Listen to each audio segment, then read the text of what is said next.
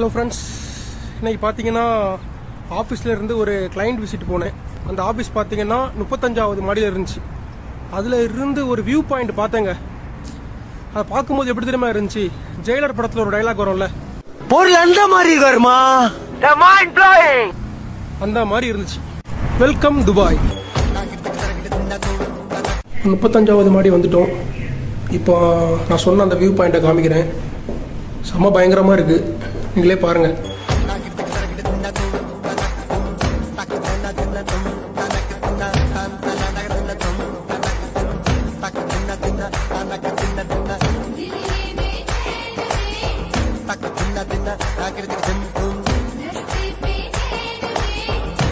எப்படி இருந்துச்சு view point?